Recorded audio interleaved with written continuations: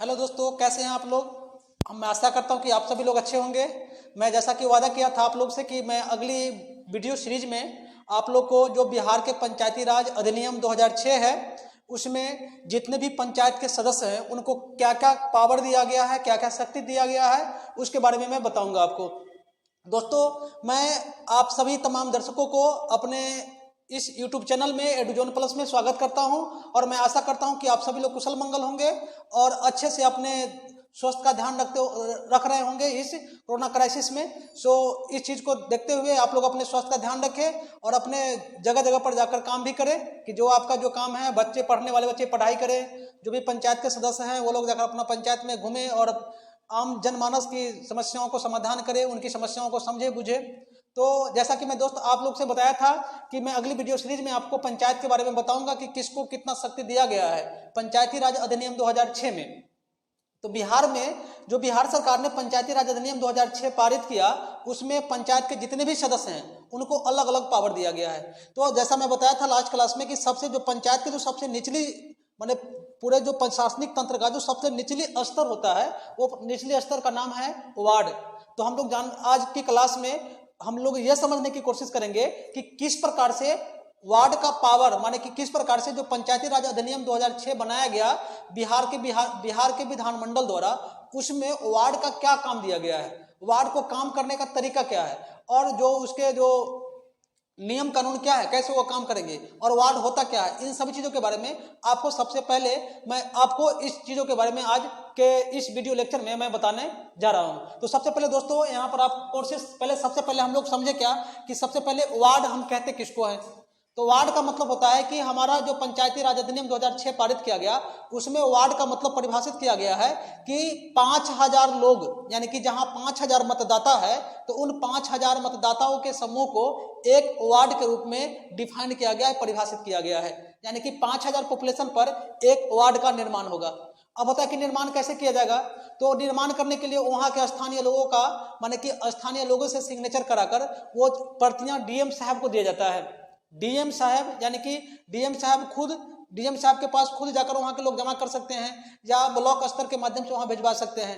फिर वो कॉपी सीधे बिहार चुनाव आयोग के पास जाता है, फिर उस पर पुनर्विचार करके फिर उसका दिशा निर्देश मिलता है डीएम साहब को कि आपको किस प्रकार से इसका बाउंड्री यानी कि प्रादेशिक क्षेत्र जो है से निर्धारित करना है। ऐसे वर्तमान समय में जो एक वार्ड की जनसंख्या वो निर्धारण करने के लिए दिया गया है पंचायती राज अधिनियम 2006 में वो 500 है। यानी कि 500 वोटरों के समूह को हम लोग एक वार्ड के रूप में गठित करते हैं।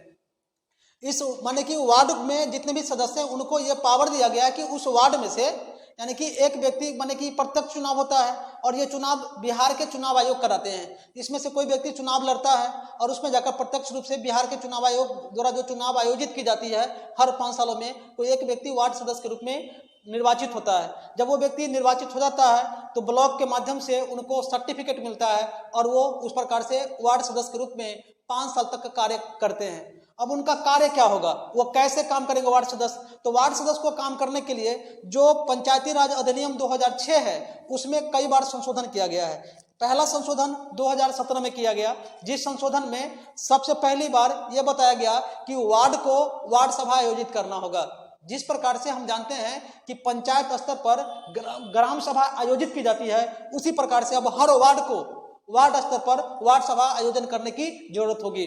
तो वार्ड सभा होगा क्या, तो वार्ड सभा का मतलब कि जितने भी मतदाता सूची में यानी कि उस वार्ड के जितने भी मतदाता हैं उन मतदाताओं को एक समूह को हम लोग वार्ड सभा कहते हैं। अब कैसे वार्ड सभा किया जाएगा, तो वार्ड सभा करने के लिए यह तरीका बताया गया कि कोई भी वार्ड यदि वार्ड सभा करना चाहता है तो वार्ड सभा करने के लिए 2017 के जो अधिनियम है उसमें वार्ड सभा करना है। तो वार्ड सभा करने के लिए सबसे पहले 7 दिन पहले वार्ड सभा करने के लिए 7 दिन पहले उन वार्ड सदस्य और वहां के वार्ड सचिवों को डुगडुगिया बजवाकर या लाउड स्पीकर के माध्यम से सभी माने कि या जहां पर स्कूल है वहां पर सामूहिक बोलकर या डुगडुगिया बजाकर या किसी के माध्यम से या घर घर जाकर सभी लोगों को सूचित करना होगा कि हम वार्ड सभा करने जा रहे हैं।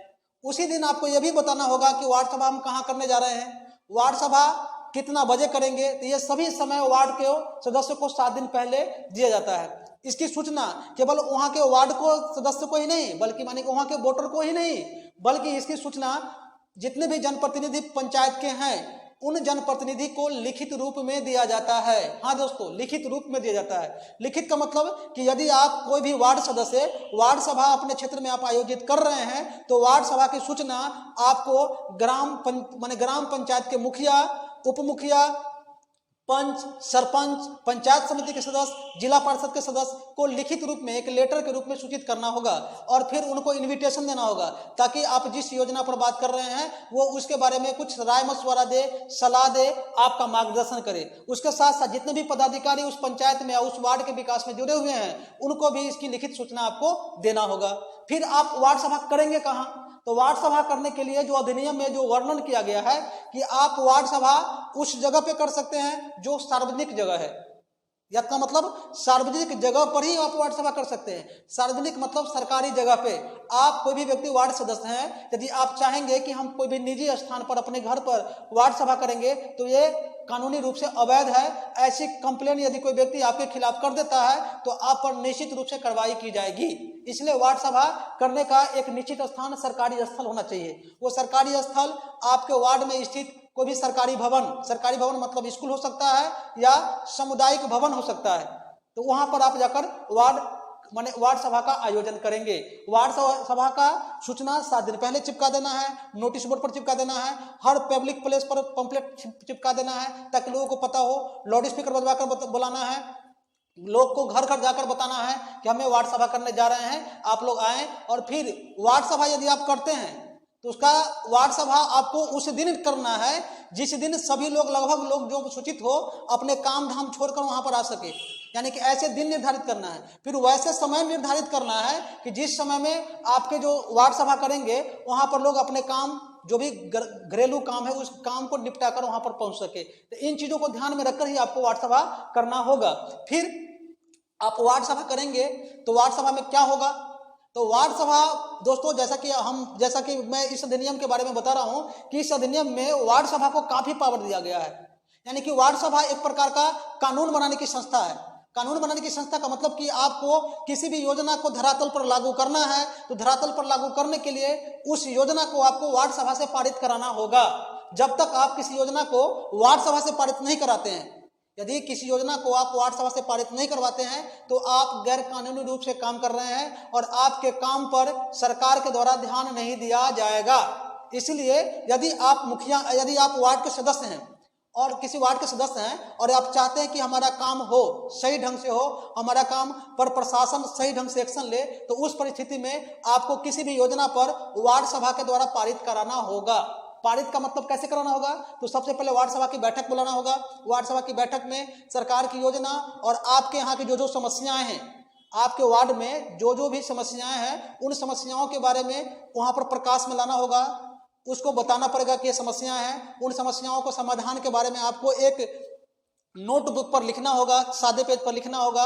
उस पेज पर लिखकर हमको काम को अंकित करना होगा कि ये काम के माध्यम से, जैसे इस योजना के माध्यम से इस काम को कराया जाएगा, इस काम को कराया जाएगा, नंबर 1, नंबर 2, नंबर 3, नंबर 4 करके आपको बारी बारी से अपने वार्ड की समस्या को अंकित करना है और उसके समाधान करने के लिए समाधान के बारे में लोगों को सरकार की योजना को बताना है। जब सरकार की योजना को आप बता देते हैं उसके बाद सब लोग समझ जाते हैं तो सब लोग अपने साइन करेंगे। साइन का मतलब जो व्यक्ति साइन करना चाहते हैं तो साइन करेंगे, यदि साइन नहीं करना चाहते हैं तो वो अंगूठा के निशान लेंगे। यह काम वार्ड सचिव का होगा, ये वार्ड सचिव करेंगे। जब आप वार्ड में योजना को आप रख दिए, योजना को सब समझ लिया, तो वार्ड के सदस्य माने कि वार्ड सभा में जितने भी लोग होंगे वो सब वहां पर साइन कर देंगे। इसी को बोलते हैं वार्ड सभा में पारित विधेयक। जब ये योजना वार्ड सभा में पारित हो जाएगा तो उसकी एक कॉपी पंचायत सचिव को देना है। हाँ दोस्तों, पंचायत सचिव को ही देना है। एक कॉपी इसके पंचायत सचिव को देना है और इसके एक कॉपी ब्लॉक जो प्रखंड पदाधिकारी होते हैं, यानी कि ब्लॉक के जो कार्यपालिका पदाधिकारी होते हैं, बीडीओ साहब, उनको भेजना है। एक को भी आपको अपने पास रखना है जिसमें वो वार्ड सभा द्वारा पारित सभी विषय होगा। यदि वार्ड सभा से पारित सभी विषयों पर, यानी कि जो भी योजना बनाया, वार्ड सभा ने जो योजना बनाया उस योजना को आप ब्लॉक में दे दिए और पंचायत में दे दिए। इस योजना पर यदि कोई कार्रवाई नहीं होती है, इस योजना पर कार्रवाई नहीं होती है, तो जो आपके पास एक कॉपी बचा हुआ है उस कॉपी को आप डिस्ट्रिक्ट कलेक्टर या कमिश्नर या पंचायती राज विभाग या चीफ सेक्रेटरी ऑफ स्टेट, यानी कि मुख्यमंत्री के मुख्य सचिव, मुख्य सचिव या भारत सरकार के पंचायती राज विभाग या प्रधानमंत्री ऑफिस तक आप भेज सकते हैं। कैसे? तो आपको जाने की जरूरत नहीं है, डायरेक्ट आप मेल कर सकते हैं। उनके वेबसाइट पर जाकर, उनके ईमेल आईडी पर जाकर आप उसी कागजात को खाली मेल कर देंगे तो आपकी काम को सुनवाई होना ही है, होगा ही, क्योंकि वार्ड सभा एक लेजिस्लेटिव बॉडी है। यदि ऐसी सुनवाई नहीं होती है तो आप कोर्ट तक भी जा सकते हैं। आपको इतना पावर दिया गया है इस अधिनियम में, यानी कि जो 2006 का पंचायती राज अधिनियम में आपको इतना शक्ति दिया गया है। जो शक्ति डीएम साहब यूज करते हैं इसी से तो करते हैं, जो शक्ति कोई पदाधिकारी यूज कर रहे हैं इसी अधिनियम से तो कर रहे हैं। इसलिए आपको भी अधिनियम ने बहुत पावर दिया है, इसलिए इस पावर को आप जरूर इस्तेमाल करें और अपने जनता को खुश रखें। दूसरी बात दोस्तों, आपको याद करना है कि यदि आप वार्ड सभा करते हैं, तो वार्ड सभा में कम से कम कितना लोग होगा तब वार्ड सभा कर सकते हैं। तो वार्ड सभा करने के लिए कम से कम आपको जितना आपके वोटर्स हैं उसके 10% होना चाहिए। जैसे मान लीजिए कि ऐसे वार्ड बनाने की जो प्रक्रिया है उसमें कहा गया कि कम से कम 500 वोटर होना चाहिए, तो 500 वोटर का 10% 50 होता है, यानी कि कम से कम यदि आप वार्ड सभा जो कर रहे हैं तो कम से कम 50 सदस्य वहां पर मौजूद होंगे, तभी जाकर आप वार्ड सभा नहीं कर सकते हैं, अदरवाइज आप वार्ड सभा नहीं कर सकते हैं। वार्ड सभा यदि लोग लेट चाह रहे हैं तो आपको 1 घंटा तक वेट करने की भी जरूरत है। यदि आप वार्ड सभा में 1 घंटा तक वेट नहीं करें, 1 घंटा वेट करने के बाद भी लोग नहीं मौजूद हुए, यहाँ पर नहीं पहुंचे, तो उसका तिथि आपको अगली बार निर्धारित करना होगा, यानी कि फिर वार्ड का जो सभा रखना आप अगली बार फिर निर्धारित करना होगा। फिर से आपको कोरम, इसको बोलते हैं गणपूर्ति करना, कोरम करना। जब तक आपको 10% लोग मौजूद नहीं होता है तब तक आप वार्ड सभा नहीं कर सकते हैं। यह इस कानून में प्रावधान है। ऐसे यदि करते हैं, यदि कोई भी व्यक्ति आपके खिलाफ कंप्लेन कर देता है तो आप पर जरूर कानूनी इसके जो अनुच्छेद सेक्शंस है उस सेक्शन के तहत कार्रवाई की जाएगी। इसलिए दोस्तों याद रखें कि वार्ड सभा करना है आपको कम से कम 10%, जो वहाँ के जो वार्ड पॉपुलेशन है, जो वहाँ का वार्ड है, वार्ड में जो भी आप सदस्य हैं, वोटर्स हैं, उसके कम से कम 10% लोग वहाँ पर मौजूद होना चाहिए, तभी जाकर आप वार्ड सभा कर सकते हैं। वार्ड सभा में करेंगे तो क्या, तो मैं जैसा बताया एक सरकारी योजना को पारित करना है, फिर वहां की समस्या को चिन्हित करना है, ये वार्ड सभा का काम है। वही लोग साइन कर देंगे तो फिर आपका वार्ड सभा में वो बिल पारित हो जाएगा। फिर आपको उसका कॉपी सब जगह पे पंचायत सचिव को, प्रखंड सचिव को, जिला सचिव को भी भेज सकते हैं यदि काम, लेकिन ऐसे 2 जगह पे भेजने पर आपका काम हो जाएगा, उसको करना ही पड़ता है। तो इस चीज को आपको ध्यान रखना होगा। फिर दोस्तों एक चीज समझना कि वार्ड सभा करना क्या है, तो जैसा मैं बताया कि आपको करना है वार्ड सभा कहाँ पर करना होगा, सरकारी जगह पे। ऐसे हर वार्ड में सामुदायिक भवन बनाया गया है। सामुदायिक भवन का मुख्य उद्देश्य वही वार्ड को अपने कार्य करने के लिए ही बनाया गया है, तो उसका यूज आप लोग सामुदायिक भवन को भी उसको करने के लिए वहां पर उसका प्रयोग कर सकते हैं। फिर इसमें सबसे बड़ी बात दोस्तों ये है कि आप वार्ड सभा कितने दिन में करेंगे। एक वार्ड सभा और दूसरे वार्ड सभा का बीच में गैप कितना होगा, 3 महीने से कम होना चाहिए। जब भी आप वार्ड सभा कर रहे हैं तो दोनों वार्ड सभा के बीच का जो गैप होना चाहिए 3 महीने से कम होना चाहिए, यानी कि महीने में भी आप वार्ड सभा बुला सकते हैं, दूसरे महीने में भी वार्ड सभा बुला सकते हैं। जब आप जो पहले वार्ड सभा में जो भी योजना आपने लिखा, उस योजना को यदि सरकार के द्वारा स्वीकृति मिल गया, यदि आपने पहली आपने वार्ड सभा किया, उस वार्ड सभा द्वारा पारित जो भी योजना आपने सरकार को दिया उससे उसकी स्वीकृति मिल गया, तो स्वीकृति मिलने के बाद उस पर आपको डिस्कस करने के लिए आप सेकेंड बार 1 महीने के बाद या 1.5 महीने के बाद आप वार्ड सभा कर सकते हैं। तो वार्ड सभा का गैप यानी कि 3 महीने पर आपको वार्ड सभा करना है। कैसे करना है, यदि मान लीजिए आप कोई अर्जेंट वार्ड सभा बुला रहे हैं, यदि कोई अर्जेंट वार्ड सभा बुला रहे हैं तो अर्जेंट वार्ड सभा बुलाने के लिए आपको 3 दिन कम से कम नोटिस देना होगा। तो याद रहे दोस्तों कि जब भी आप वार्ड सभा करते हैं तो वार्ड सभा की नोटिस 7 दिन पहले पब्लिक प्लेस पर चिपका देना है या लाउड स्पीकर से लोगों को सूचित कर देना है, घर घर जाकर बताना है, और उसकी कॉपी यानी कि लिखित रूप में मुखिया, सरपंच, जितने भी पंचायत के जनप्रतिनिधि हैं उन तक पहुंचाना है। उसके साथ साथ पदाधिकारी को भी आपको सूचित करना है ताकि पदाधिकारी भी आपके वार्ड सभा में आए और आपका मार्गदर्शन करे। तो ये याद रखना है वार्ड सभा करने वक्त। वार्ड सभा का पावर आप समझ ही गए हैं कि कितना वार्ड सभा का पावर है। लेकिन सबसे पहले जब पहला वार्ड सभा आप करते हैं, यदि मान लीजिए कोई जनप्रतिनिधि अभी जीते हैं और पहला वार्ड सभा अपना करते हैं, तब प्रथम वार्ड सभा में आपका सबसे महत्वपूर्ण काम अभी है, वो काम है वार्ड सचिव की नियुक्ति करना। वार्ड सचिव की नियुक्ति कर लेंगे, फिर वही वार्ड सचिव आपके वार्ड सभा में जो भी विधेयक आप पारित करेंगे वो आपको वही लिखा पढ़ी उसका जो भी रजिस्टर मेंटेन करेगा, लिख पढ़कर जो रजिस्टर मेंटेन करेगा उसका रिकॉर्ड रखने का काम जो है वार्ड सचिव ही करेगा। यदि कोई व्यक्ति वार्ड सचिव, यदि किसी व्यक्ति को आप वार्ड सचिव बनाते हैं तो उसके लिए क्या क्वालिफिकेशन उसका होना चाहिए, तो किसी व्यक्ति को वार्ड सचिव बनने के लिए कम से कम 10वीं पास होना चाहिए, कम से कम 10वीं क्वालिफिकेशन, ज्यादा है तो कोई दिक्कत नहीं है, वो आपको और सहायता करेगा। दूसरी बात कि जब 10वीं पास होना चाहिए, उसी वार्ड का होना चाहिए वो सदस्य। किसी भी जनप्रतिनिधि का सदस्य नहीं होना चाहिए, किसी भी जनप्रतिनिधि का वो सदस्य नहीं होना चाहिए। तीसरी बात जो उसमें बताया गया है कि वो माने कि उस वहाँ का मतदाता सूची में उसका नाम रिकॉर्ड होना चाहिए, यानी कि मतदाता सूची में नाम रिकॉर्ड होना चाहिए, उसी वार्ड का होना चाहिए। तीसरी बात, कम से कम मैट्रिक पास होना चाहिए। ये उसके वार्ड का एक क्वालिफिकेशन है। तो मैं इसमें लिखित रूप से मैं आपको बता दिया हूँ कि ग्राम वार्ड क्या होता है। तो 500 जनसंख्या के एक समूह को वार्ड कहते हैं। इसका कौन बनाएगा? तो इलेक्शन कमीशन के आदेशानुसार और इलेक्शन माने बिहार चुनाव आयोग के निर्देशानुसार, पंचायती राज विभाग के निर्देशानुसार और राज्य के गवर्नर के निर्देशानुसार जो डीएम साहब होंगे वो उनका माने कि क्षेत्र बनाने का काम करेंगे। दूसरा काम है कि वार्ड सभा होता क्या है? तो वहां के जितने भी मतदाता हैं उन मतदाताओं के समूह को हम लोग वार्ड सभा कहते हैं। वार्ड सदस्य, तो वार्ड सदस्य का मतलब कि वार्ड सदस्य कौन होगा? तो वार्ड सदस्य वार्ड क्रियान्वयन प्रबंधन समिति का अध्यक्ष होगा और वार्ड सभा का अध्यक्ष होगा, जो डायरेक्ट रूप से पब्लिक के द्वारा चुना जाता है। फिर वार्ड क्रियान्वयन प्रबंधन समिति क्या होगा? तो वार्ड सभा में जो भी चीज पारित किया गया और सरकार के द्वारा जो उसकी स्वीकृति मिली उसको सही ढंग से लागू करना और उसकी प्राथमिकता देने का काम कौन करेगा? यह समिति करेगा, जिसमें 7 समिति होता है, जो मैं आगे के वीडियो में आपको बताऊंगा। फिर वार्ड सभा कैसे होगा? तो जैसे यह बात में बताया कि प्रचार प्रसार करना होगा, 3 दिन पहले नोटिस देना होगा।